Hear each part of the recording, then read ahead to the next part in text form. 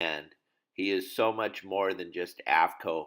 So please tune in, listen to this. I think you guys will be as impressed, if not more, than I was. I was super impressed and I learned a lot during this interview. So sit back, relax, and listen. Bill Shed from AFTCO, but he goes way deeper than AFTCO, guys. We're going to delve into his life and his family and his father, and some of the things that they have done in this industry of fishing is absolutely incredible.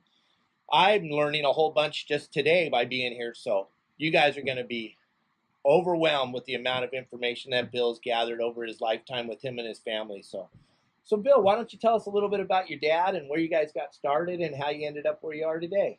Well, it certainly started with my father, Milton Shed. He was a guy that I know a lot of people that love to fish, but I don't know anybody that liked to fish like that. Like to fish.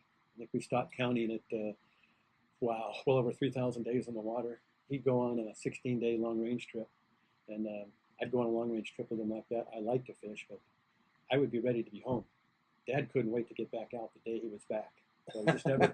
I understand that passion. Never got enough of it. Just had a passion for the ocean, had an interest in the ocean.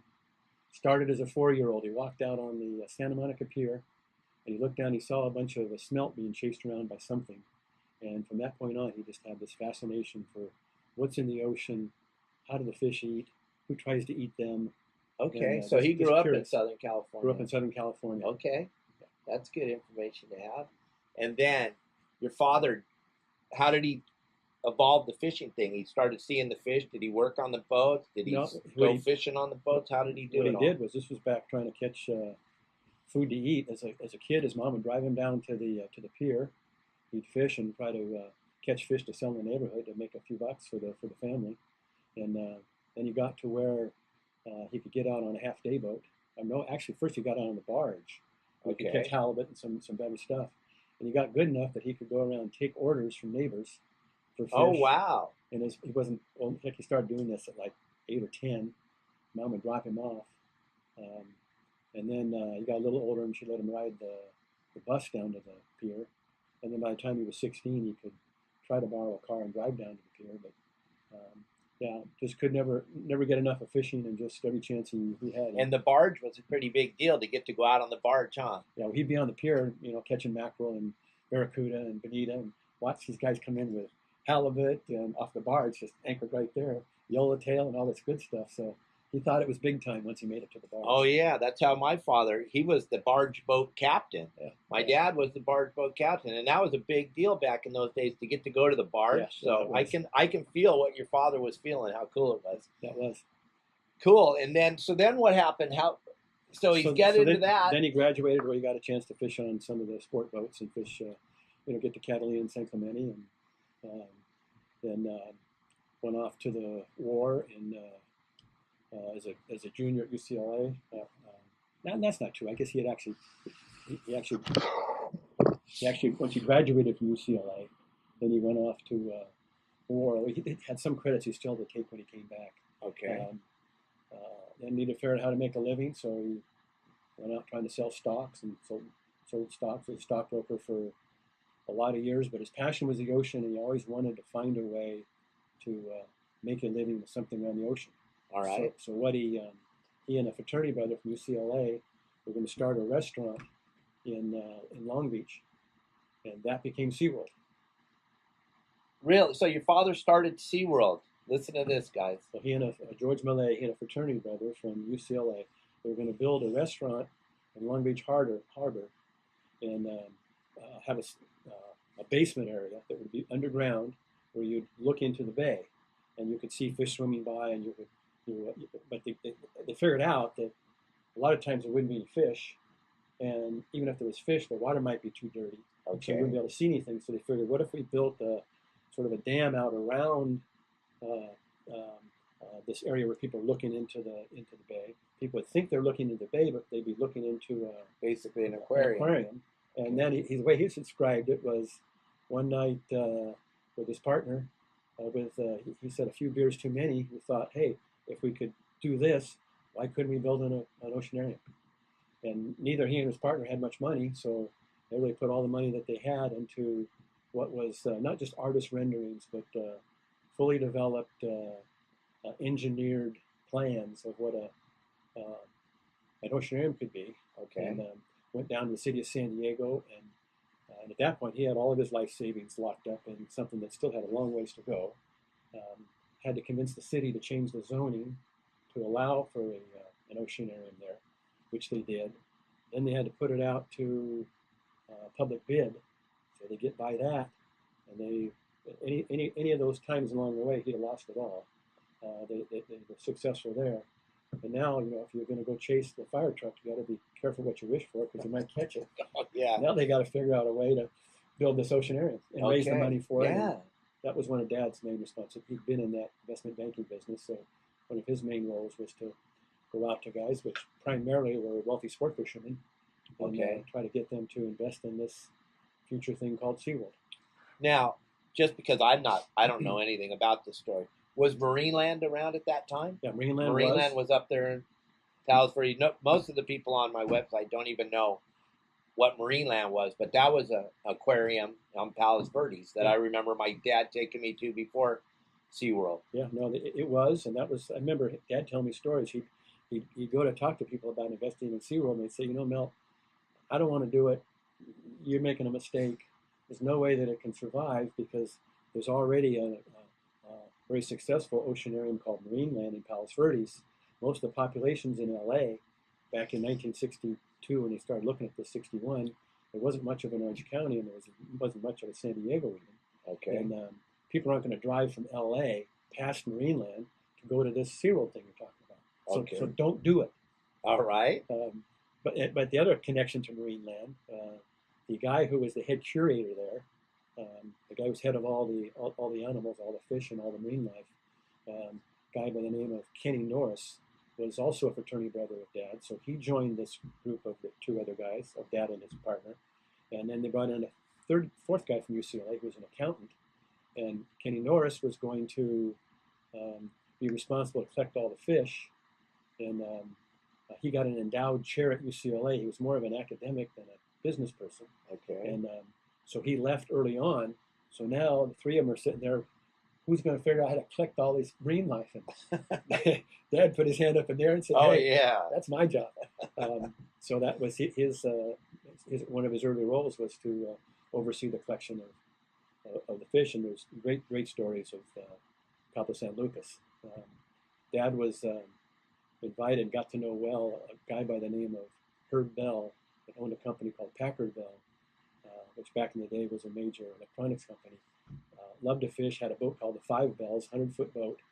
Dad was a local hotshot angler, and Herb Bell was older, and he invited Dad to come on these local trips with him to make sure that his friends would catch fish. They were fishing locally for marlin, for yellowtail, for white sea bass, for whatever. Great for Dad as a young guy trying to make it in the in the stock brokerage business, in the securities business, because he got exposure to these older, wealthy guys.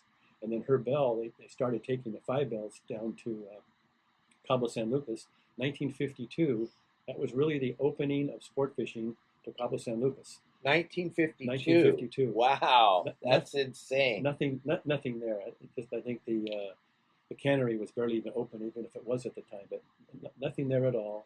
But that led to later. Dad had fished there many years, knew the area, knew where the fish were in part. And so in 1963, he went down there to begin to collect fish for SeaWorld. There was nothing there then. There was the hatchery, and that was about it. They netted off part of the harbor so that they could have holding area for fish that they caught during the day. Wow, that's insane. Fished all day long, dove all day long, dove at night, slurp guns for little fish, and collected. And the thing that was back to the fishing industry community, the live bait boats that were fishing down in Central America would stop in Cabo San Lucas to refuel. Their bait wells were empty. They're on their way back up with the fish. Dad knew some of those guys, and he said that they then filled their bait wells back up, carried the fish back up to San Diego for him. That's what I was just going to ask you. How do you get the fish back up there? Okay. And he just answered my question. I remember him bragging. He said, "You know, we didn't have to pay the guys a pack of cigarettes or a bottle of beer. They just were happy to do it for free because and the fishermen, they were interested in this thing that was happening in San Diego with this oceanarium.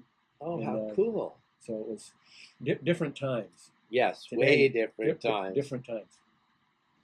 And so then you got these fish up there to SeaWorld, but look at SeaWorld. It's got killer whale, dolphins. It's got way more than just a fish, right? So what did it start out with? Just fish? And then the whale came later? Just fish and then and dolphins. Okay. I remember being down there when they had the first dolphin at SeaWorld, just doing grading out in the back and just one tank and a trailer. Yes, dolphins from the beginning, pilot whales early on. Shamu didn't come till later. Okay. And that's such a, there's so much talk now about, gosh, it's so, from the extreme environmentalists, it's so horrible that you have these killer whales in activity. But think about this. Before there was SeaWorld, before there was Shamu, killer whales were, as their name indicates, they were this fearsome, this feared creature that people were afraid of. So something to be destroyed. Fishermen shot them. People don't believe this, but the truth is, the Navy used to use killer whales in their Air Force in the Navy as target practice, strafe them to shoot them because it's a big animal and it's moving, so it's a good target to practice on. Oh my gosh! Machine gunning. Oh, wow! Machine gunning killer whales. Crazy. So how does that change to today? It changes by people going to places like SeaWorld and seeing. By your father. This is an animal that's beautiful. It's intelligent. It's something not to be feared, but to be understood and loved. Tell me what you think of this. This is what I tell people. There's 27 of them in captivity in the whole world. How could that actually affect, besides in a good way, it can't really affect them that bad. Could it? No, at all? I mean, I don't know anything compared to what you know. Those 27 killer whales. I don't know with all of them, but I know that SeaWorld hasn't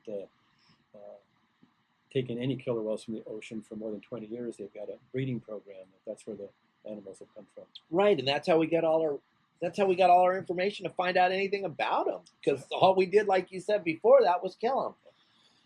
So I don't understand this whole negative thing going around right now about having these poor animals inside of I think it's kind of cool that we get to see them and see how docile they are and how loving and caring they are and all that stuff because of what your father did. So how did we come to the point to catch one?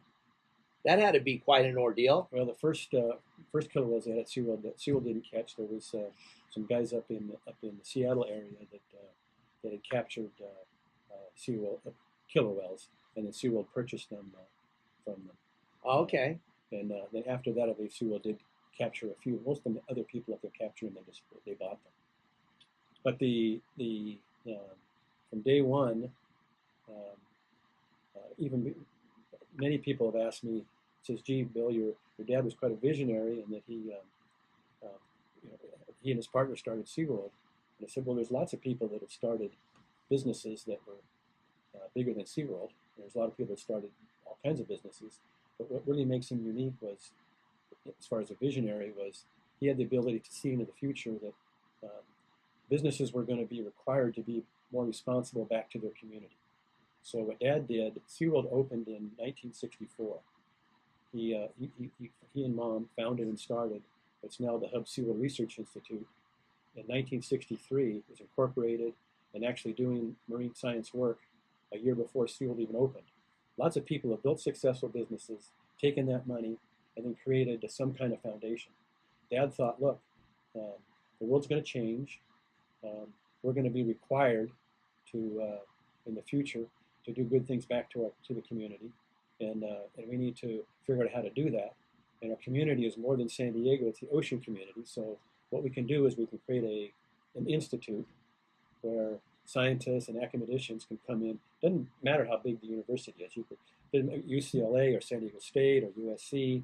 They're not going to have the money to be able to build the facilities to hold dolphins, killer whales, and marine life. But SeaWorld, by definition of its business, would have it there. Okay. And so how do you let those people come in and learn about the animals for the betterment of the animals, not just in the park, but for the betterment of the animals in the wild? And so you do it through this the separate entity, and you do it in a way that doesn't disrupt the for-profit part of the business. So that's where the Hub SeaWorld Research Institute came into being. And that's the white sea bass hatchery kind of spawned off of that, right? Because guys don't know that ocean enhancement stamp that we pay for, that goes straight to this hatchery program, which was founded by your father, right? Pretty much. Yeah, by Dad and Don Kent. Right. Don Kent, who's currently the president, has been the president of Hubs for I don't know, a long time. He was a graduate student, and Dad just fished enough locally that knew that white sea bass were in trouble. So he went to Don and said, "Look, here's some money. You go figure out if we can raise them. Figure out if we could help Mother Nature bring them back. Let's see, we can't raise them in captivity and put them back in the ocean." And that all started in the late 1970s, maybe the first part of 1980s, and then after that, sport fishing community got together once they proved they could do it. Got together with Larry Sterling, and they passed legislation to create the ORHAB program and that stamp and the funding to develop the hatchery program. That's pretty amazing to be that far on the front of this thing now, where everything's so green now. But to think in the 70s, that's pretty cutting edge that your dad had a vision like that. That's amazing. Actually, back into the early 60s. That's crazy. Yeah. That is so cool, though. That is so nice to know that that was there and ready to go for us, because all it does is advantage for all of us fishermen. We get a big advantage out of this whole thing. And if you ever have a chance to go down and see what goes on at the hatcheries and see all this, we were just lucky enough to take those fish out on my father's boat a month or so ago and release them into the wild. It's kind of a big deal. I mean, to go down there, see us feed them, and then we'll let them go. They're like our babies when we let them go into the ocean. So, guys, what's one of the reasons that people fish? People fish because they're just curious about the ocean. They're curious about fish, and they want to figure them out. And but what can you do to give back? What can fishermen do to try to help make sure there's fish in the future for our kids and grandkids, and selfishly for us to go catch? Right. And one thing that you can do is you can help support this hatchery effort. You can help support entities like CCA, the Coastal Conservation Association. And if as fishermen we don't look for ways to figure out how we can help with resource issues, we're not going to have a opportunity. That's one thing I love about your sister. Dawn has been really helpful to us at CCA, and on the board of directors with us and helping us to build that organization into something that ultimately can be a powerhouse in the state for the benefit of the anglers and the marine resource. And I think we're going to get there.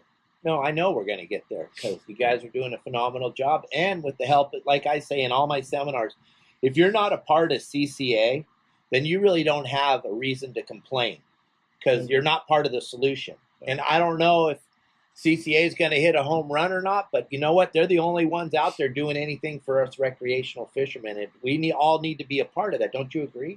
Absolutely. Can I talk a little bit about CCA here? Please. So, absolutely. My guys need to know. We're going to do a thing with Wayne soon. But great. Good guy. Absolutely. I love Wayne. He's out there killing himself, fighting that fight every day just for me and you. He's working hard. CCA stands for the Coastal Conservation Association. Started in Houston, Texas. It's 40 years old, has 130,000 members nationally, and it's really a pretty simple formula. It starts with belief that all politics is local. So what it does is it goes into each of the states, coastal states. It's just a saltwater organization, develops a state chapter, and then develops local chapters. So there's now one in San Diego. There's one in Orange County. There's one in LA. There's just a new one just opening up in the Inland Empire up here. There's one up in Channel Islands. There's one in Santa Barbara. Ultimately, we're going to have 20, 30, 50 chapters all over the state. And what happens is each of those chapters puts on a fundraising activity. They also send a representative to serve on the state board. But even more important than that money, there's relationships.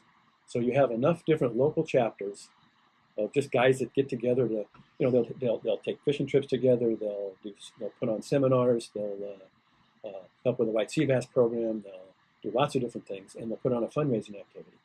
But those people now, they're invested, they're engaged, they're a part of this. And what does everybody have? Everybody has some relationships. You get enough of those chapters, and then you start linking together relationships where with not just the governor's office, but with the legislature. And you find not just a friend that knew somebody once that saw somebody, but the brother of the legislator that's key on a given issue. Now you take that relationship and you put those of us that are involved in a specific issue on behalf of the sport fishing community, you put them together at lunch or in some environment where you can sit and talk to this person, because that third party says, look, trust these guys, I know them, they know a lot about the ocean. Right. And look, you're the legislator, you need to know what they know. To just sit and listen for a little bit. And now those relationships are what are key. And you get enough chapters, you have enough relationships, and that's why in the state of Texas, in the state of Louisiana, in the state of South Carolina, in the state of Florida, and in and even up into Oregon and to Washington, the CCA is the dominant entity in the state for not just the saltwater sport fishing community, but for marine resource issues. And that's going to happen in California. It'll happen quicker if more people jump on board sooner. That makes sense. Like I keep saying, you guys got to get involved to make this better. It takes us. We can't just sit on the outside and expect somebody like Bill to do it all by himself, or my sister, or Wayne. We all need to be a part, right? Yeah, that's what's going to drive this thing, correct? Yeah, this group. The reason this group is doing so well so early is it's really, like a lot of entities, it's about people, and we've got just a tremendous board of directors. On our executive committee is Dave Pfeiffer from Shimano, Bart Hall from the Bart Hall shows, Ali from BD Outdoors, Don Trojan that handles our accounting, and from Trojan Accountancy. Let's see, John Bellotti, who's the president of the LA chapter, okay, and Mike Lum, and just lots of industry folks. Most all the media, most all the major manufacturers, and right at 150 lifetime members, all of which have contributed anywhere from $1,000 to $10,000. Okay. So it's lots of individuals that have, and I think your family. I'm a lifetime member. Got several family members. Yes. Your dad, your sister, you, that are lifetime members to CCA, and it's just it's a big lift. So there's a lot of people doing the lifting, and it's. And I think the best thing that happened for us to get aware was the shock value of the MLPA. Yeah. That scared the heck out of a lot of us and made us wake up and understand that we need to get united. Because before the MLPA, you couldn't get two fishermen in Southern California to agree on anything. Yeah. We were the most undivided people on the planet. Now we're all getting together on this CCA thing. I mean, we're driving it on the Fred Hall. I do a lot of seminars. You guys see me at a lot of seminars. And everywhere I do a seminar at, Wayne or somebody in the CCA is there every single time. Most of the time, Wayne's introducing me to you guys. And, yeah, it's phenomenal, the amount of work that's being done in our favor, finally, in our favor. And so some of the specific things that's happening, I'm sure there's a lot of people that are watching this video right now that have had a chance to cash in on this bluefin explosion over the last half dozen so years. Well, a little over a year ago, there was a move by the environmentalists to put bluefin tuna on the endangered species list. Now, if that would have happened, the catch of bluefin tuna by both commercial and recreational fishing over the last couple of years would have been zero. There would have been no take, in fact, no fishing, not even recreational, not even catch and release, not even catch and release, nothing. Right. So CCA played a major role in preventing that from happening, and it didn't need to happen because the reality is that the vast majority of the bluefin tuna are being taken on the East Coast, on the western side of the Pacific, okay, over in Taiwan and Japan and in those countries, and it would have made some environmentalists feel good, but it would have done really little to nothing for the population. So what CCA is doing is we've linked up with Dr. Barbara Block and trying to figure out what is the age of a bluefin when it spawns. And the reason that that's such a big deal is so far the Japanese and the Taiwanese and others who want to catch a lot of little fish have convinced the world that they spawn from 3 to 5 years old. Dr. Barbara Block from Stanford thinks it's closer to 7 to 8 years old. So a bluefin tuna You get to 7, 8 years old, you got to be about a little over 200, maybe 250 pounds. So what she's doing, last year we put together a group, CCA did, we're going to do it again this next year, where we tagged, last year just one as a pilot program, we're going to do more this year. We tagged a 250-pound bluefin with a satellite tag, and she's going to look to see, the tag will pop off after a year, look to see if the fish stayed here or if it went back to Taiwan or Japan, which are the two known spawning areas. Okay. And if we do that with enough fish, we can prove that they don't travel at a young age, at 3 to 5 years and spawn. They travel at 7 to 8 years. If you can prove that, now it makes it easier for the fisheries managers to put more pressure on the foreign fleets to not take so many fish. Juvenile fish. If a fish spawns young, then you can make the case, well, it doesn't matter how many we kill because they're going to spawn soon anyway. Right. But if they're not spawning until they're big, we got a major problem. Yeah. Now, don't you think, because we're into the bluefin thing now, don't you think a lot of this bluefin that's going on out here is just showing that what you guys have done for us by bringing the quotas down? Didn't you have help a lot to do with bringing the quotas down for Mexico? With the seiner fleets and all that stuff? In part, but no, the real difference is just is luck of the draw, and is ocean conditions. Okay. So we've had cycles. The cycles. So we haven't had this cycle for 70, 80 years. Right. It's been a long time. If you look at the old Tuna Club, they're the ones that have the record. They show all the records of what really happened in Southern California all these years. That's right. And that fish was non-existent here. There hadn't been a bluefin landed at the Avalon, the pier, for, I don't know, 70 years. It weighed more than 125 or 150 pounds until Greg Stosbury, from here, our sales manager at AFTCO, right, on his boat, caught one about 6 years ago. But so you've got the red crabs, you've had the warmer water, you've had the bait stand, so the fish have stayed. Basically what Dr. Block has shown and proven is that the fish spawn in the Western Pacific off of Taiwan and Japan. Okay. Then when they're a year old, it's bluefin are this big, not even a year old. They're small. Some piece of them, there's only one population of bluefin tuna. In the Atlantic, there's a couple of separate populations. In the Pacific, there's one. And a piece of that school, of that population, it peels off and it comes across, and it lives on our coast. It lived down basically from Mag Bay up to the Oregon border, and it travels in this figure eight all along our shore. Well, in past years, there still have been some fish there. Right. They've been further offshore. They've just been in an area where we didn't know where they were and we couldn't get at them. Okay. But what you're saying about quotas, that's a factor. I don't think they're taking so many for the pins down in Ensenada. Right. But it's mostly ocean conditions and cycles. Well, we talk about so much on all these videos. We go into this whole cycle thing.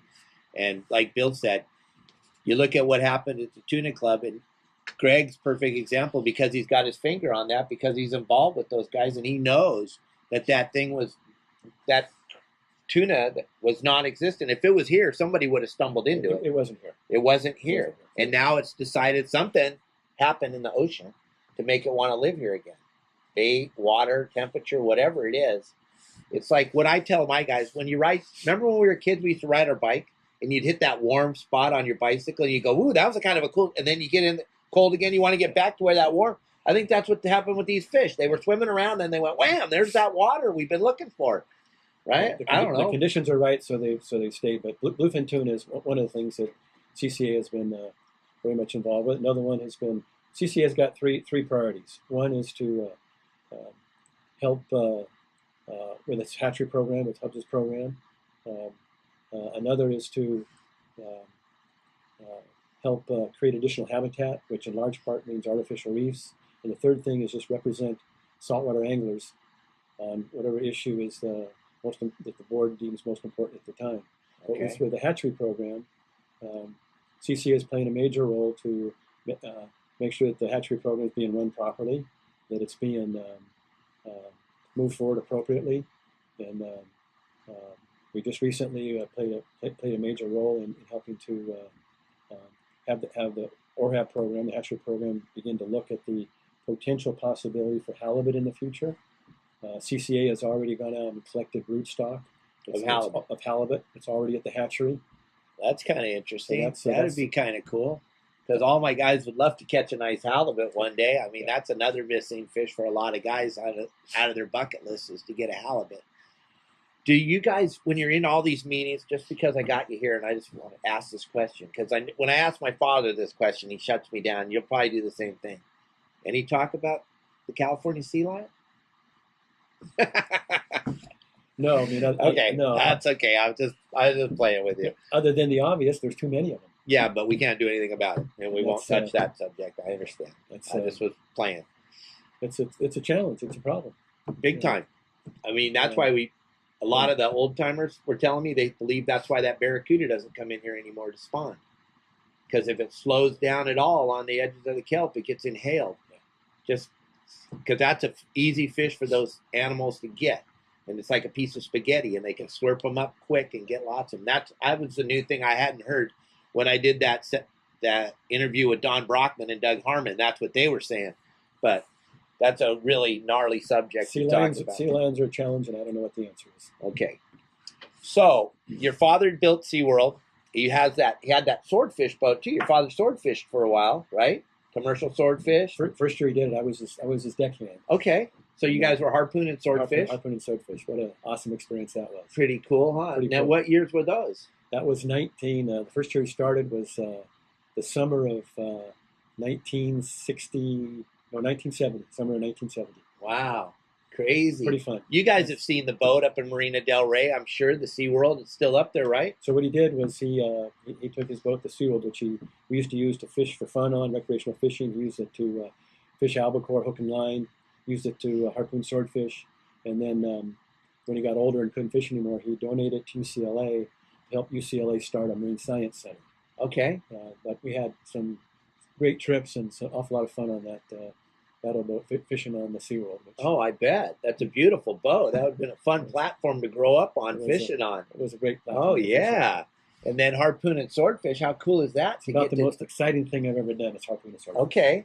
Yeah, and that's a very sustainable fishery because you're really just getting one at a time. There's zero bycatch. Yeah. You're really not affecting the environment in any way negative, right?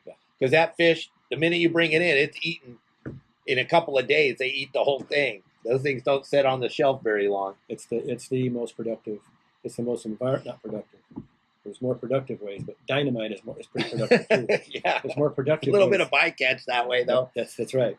It's the most clean way to fish out of the ocean. To get the swordfish. You can't do it for a lot of kinds of fish, and you can't catch enough swordfish to meet the demand. But they're just now looking at this buoy gear, developing this buoy gear, which the combination of buoy gear and harpooning, I believe, is going to be a great replacement for gill nets.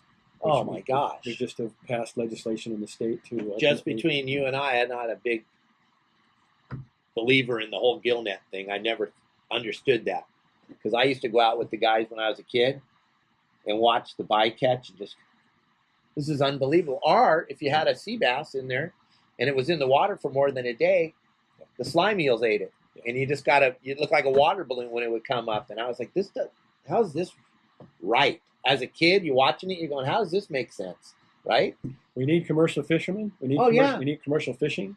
But those of us that care about the ocean and want to have our kids use it, we need to make sure that it's being used in ways that are responsible. Sustainable. Sustainable.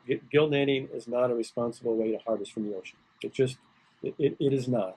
No. It never has been. It never will be. You can't convince me that it is because I've been on those boats and I've seen what happens. And a lot of guys don't understand. They just hear the word net and but from those of us that have seen it, and I know you've seen it, there's alternatives. And, CCA is pushing for alternatives to be used as opposed to ways that are more. It's super important so that we have fish for our children to catch and that we get to go fishing. If there's nothing left, there's nothing left. It's over. All right, gang. So this is going to wrap up our interview with Bill Shed, owner of AFTCO. It was cool to find out about his dad and all the cool things that Bill's been involved